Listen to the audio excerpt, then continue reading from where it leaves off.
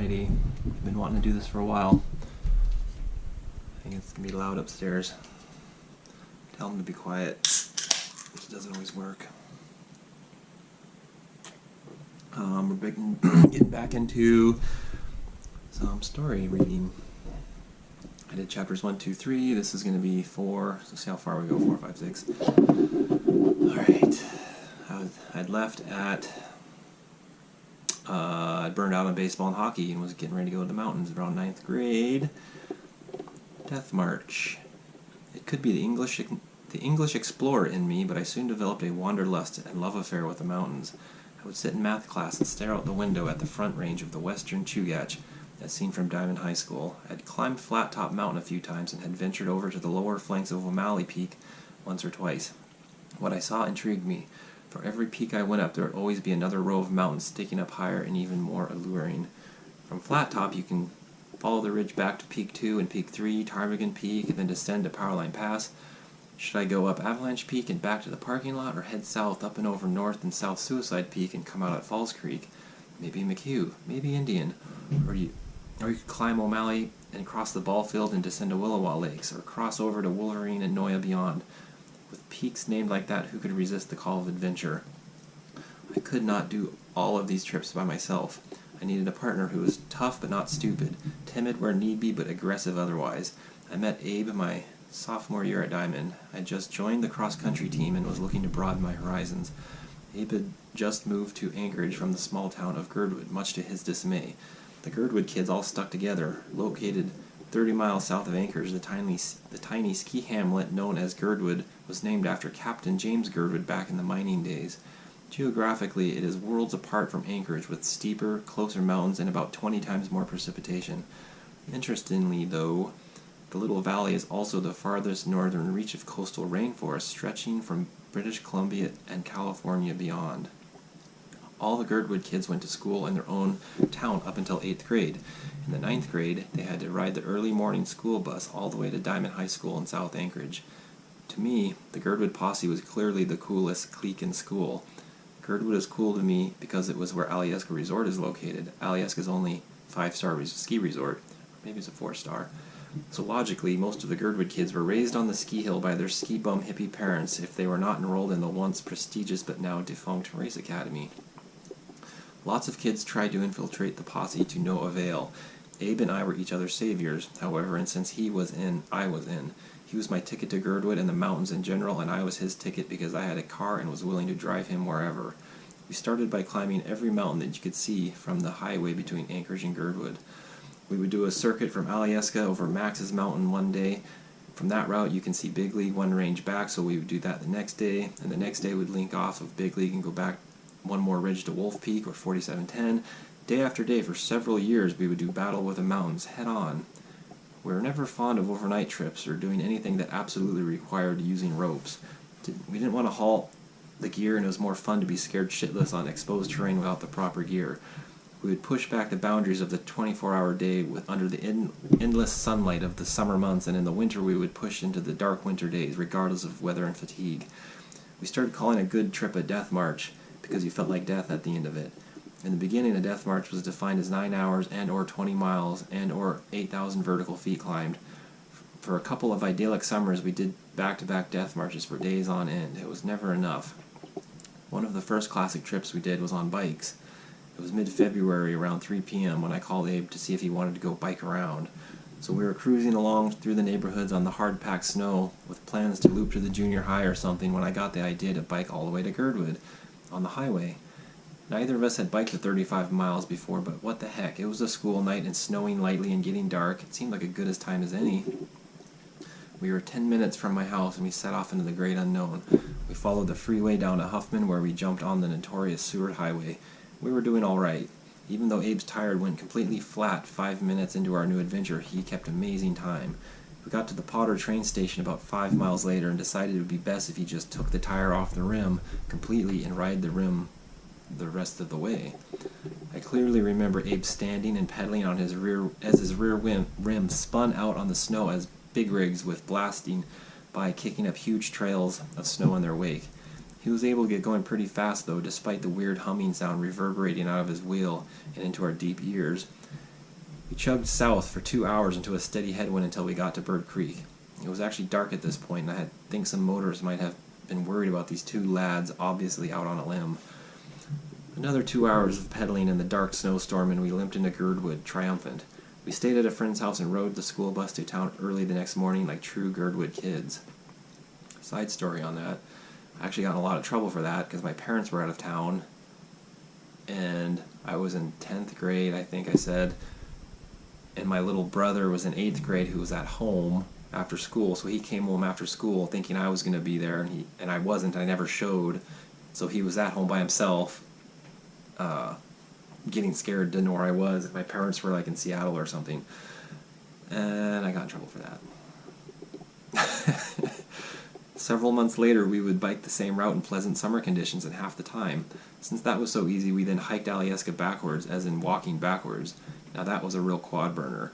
Abe and I grew to trust each other in the mountains. Soon we would have other guys who wanted to go on trips with us, and we would do our darndest to scare the shit out of them by free soloing some exposed ridgeline, or break them down by sheer exhaustion. Many people did not come out with us again, but for those who did, we were all rewarded by the camaraderie and spirit of adventure.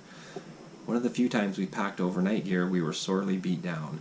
We planned on following a route from Anchorage to Girdwood through the mountains. My brother and I had done the route the year before. It was roughly 15,000 feet of climbing over 38 miles in 18 hours. That was a solid death march, but our plan this time was to camp along the way over 3 days and take our time in the wild country. I even went so far as to bring my dad's 12-gauge shotgun because we were going headlong into grizzly country. We started hiking at 8 p.m. along the Powerline Pass Trail with the idea to head up and over Ship Pass and camp at the base of Avalanche Peak. But about an hour into our hike, I had the bright idea of just hiking nonstop through the night. Abe and our new friend Todd thought it was a great idea, so we picked up the pace. We had huge packs for no reason now, but that was all right. It would just add to the experience. Our minds kicked into autopilot, and we marched up and down 2,000 feet, up and around the north flank of Avalanche Peak. We descended 2,000 feet to traverse Indian Valley headwaters. It was around 1 a.m. and basically dark now as we waded through the chest-deep high grass and shrubs and tundra. We were deep in bear country now, with it being August and the berries were ripe. I actually swung the shotgun down into Vietnam patrol style as giant bears leapt out in our imagination from behind every bush. I would say the low point in that trip was around 4 a.m. as the sun was coming back up in the far northeast. We had survived the night and were poised high on a ridge top looking into the headwaters of Ship Creek, Bird Creek, and Indian Creek. I was choking down an Oreo and trying to fight off a headache when we saw a huge grizzly 1,000 feet below on the alpine snow right on our route. We descended and yelled and threw rocks, and the bear spooked pretty easy. The problem was he spooked and ran right down the valley into the high grass and shrubs directly on our route. The next couple of hours were kind of intense as we navigated around the top of the shrub line, keeping an eye out for a brown killing machine heading our way. Eventually we came to a junction. We could keep heading east up to the top of Ship Creek and over Moraine Pass and then Crow Pass and out to Girdwood. This was our planned route. Or we could turn south and follow the Bird Creek drainage all the way back to town, located 11 miles north of Girdwood along the Seward Highway. We opted for the Bird Creek route. Though it was a new route, the map we had said that if we kept following the trail, it would lead right to a nice river crossing. Then the trail descended from the alpine to the shrubs and then to the actual forest. The trail was holding up and seemed to match the map in mountain contours. We should be coming to the crossing soon. The trail begins to split and wander through the boreal swamps and oxbow ponds.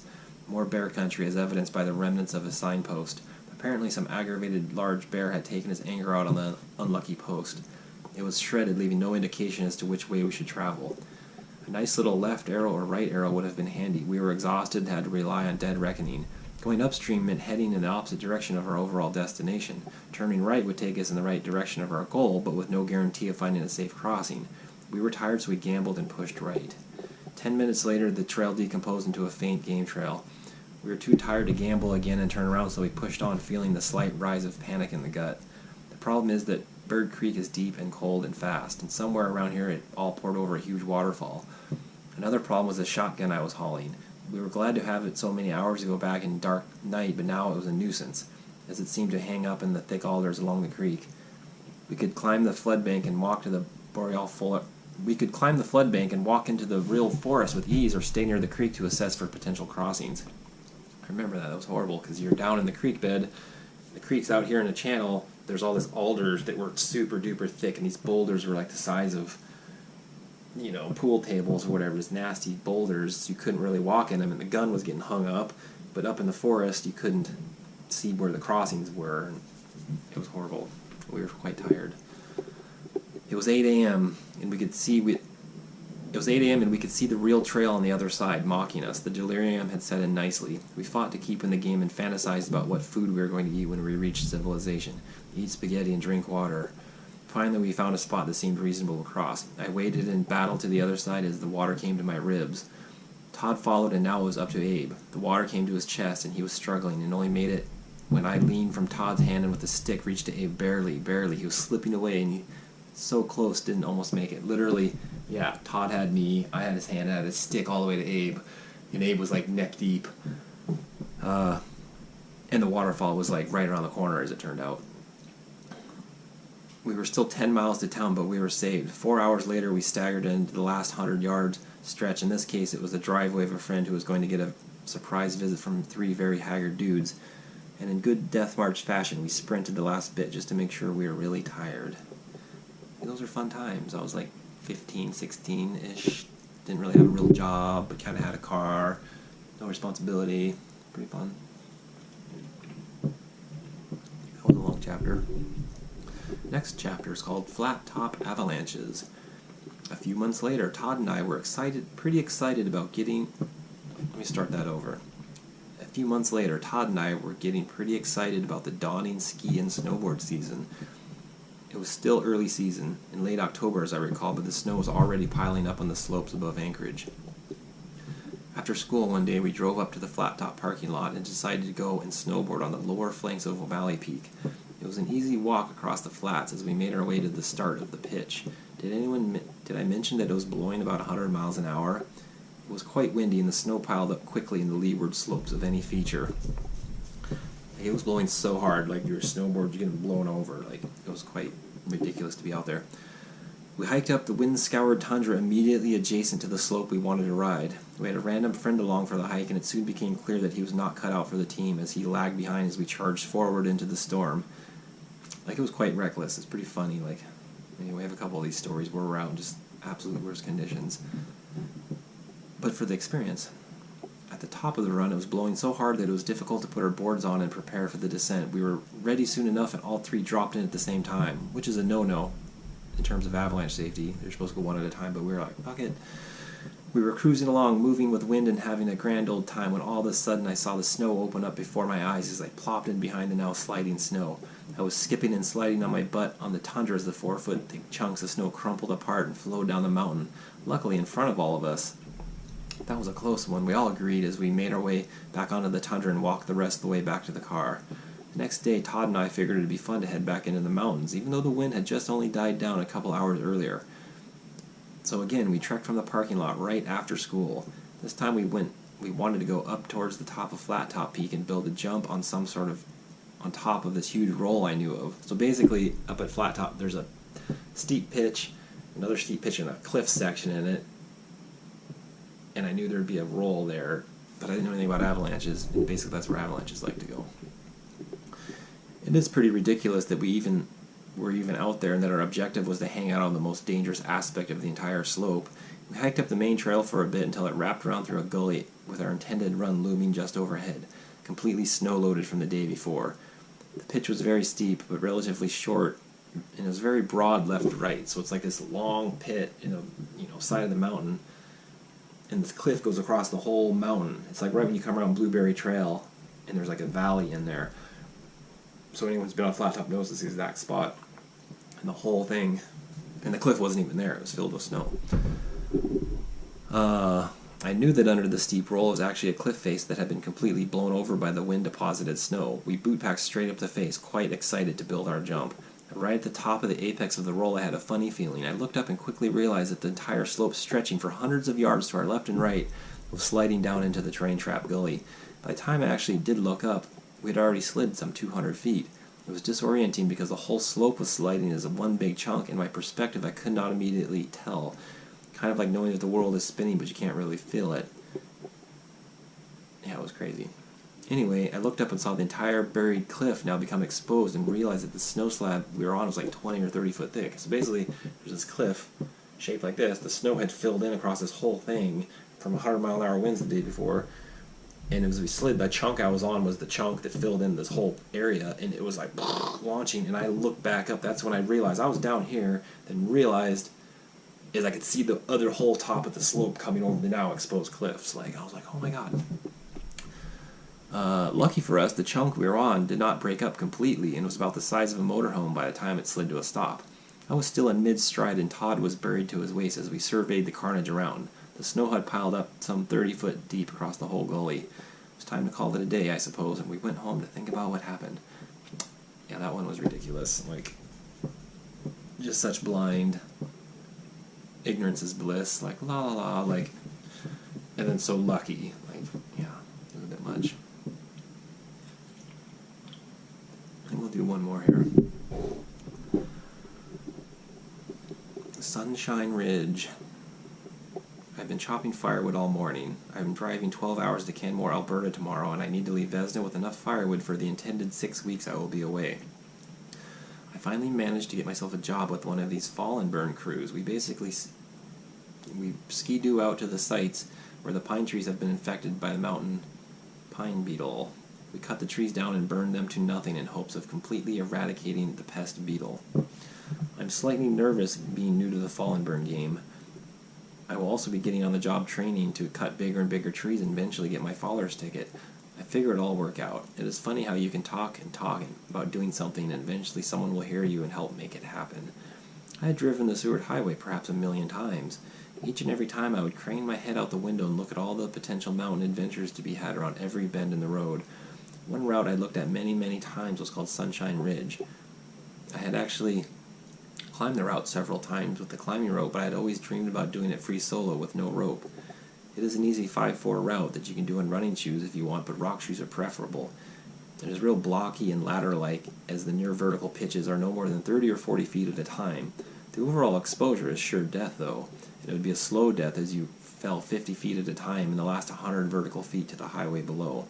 Basically, it's just this super steep ridge that is not vertical but back enough, but it's basically almost vertical. It's right on the edge of easily doable if you can ignore the exposure. It's really fun actually when you're in the zone for doing that sort of thing. For years it seemed I would idly say that I wanted to free solo the route someday. It was always someday until one day I was riding to town with my new roommate, Andy. I was repeating the harmless daydream when Andy asked if I had my rock shoes. He knew I did because we were actually on the way to town to the indoor rock gym. Like, let's do it, he said. My stomach dropped in a sickened sort of way it sometimes did when I knew I was getting into new territory. I guess that is what you get for hanging out with crazy mountain people, I thought to myself as Andy pulled the car out without hesitation. He said he had free soloed the route 8 or 10 times, and I figured no one better to mentor me on the higher dimensions of mountain travel. The first feature on Sunshine Ridge is the scariest. You scramble up a side gully and traverse on loose ledges around the corner onto the ridge proper. You are a solid 75 feet off the pavement as you turn vertical up a wide crack system for 30 feet to the first safe ledge. Andy's advice was always have 3 points of contact and go slow and think about each move with the utmost care. I followed Andy step for step in the buffeting winds. I never looked down save once or twice to make sure I was really doing it. The second half of the 6-pitch route has several places when you traverse left or right out over adjacent vertical faces of rock. Scary indeed. Once we completed the climb and descended down the easy trail back to the car, I was a changed man. I knew the mountains could catalyze positive growth in myself and in others, so I took it to task of initiating my friends on Sunshine Ridge as Andy had done for me. Alright, that was another 3 chapters. Yeah, we're getting there into the mountains. Another 20 minutes. I get this put together. Yeah, got a lot of stories coming. Like, oh my god. So I gotta stay focused on this. If you like what you've seen so far, hit the subscribe button. And yeah, got a lot more coming your way. Thanks.